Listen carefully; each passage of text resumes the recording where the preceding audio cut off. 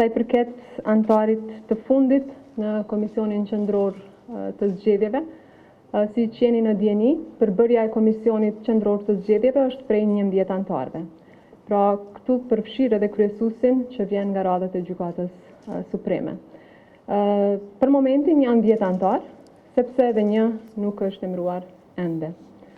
Unë jam interesuar në qoftë se kjo përbën problem për Komisionin Qendror të Zgjedhjeve.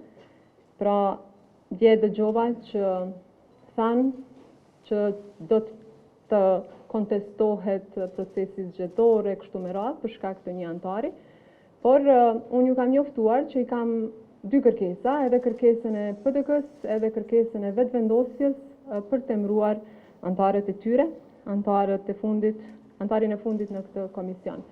Unë për këtë çështje kam pasur mendim edhe më herët.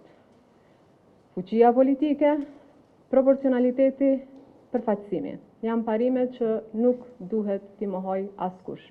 Duke qenë që kanë kaluar tashmë të gjitha afatet, sepse mendoj që një proces kushtetuesi nisur nga presidentja Osmani Sadriu është dashur të përmbyllet nga vetë zonja Osmani Sadriu, por kjo nuk ka ndodhur, dhe tani të gjitha afatet kanë kaluar, jam në trajtim të kësaj çështje dhe do të veproj në përputhje me përgjithësitë, por të jeni të sigurt që me 10 antarë në Komisionin Qendror të Zgjedhjeve asgjë nuk rrezikohet.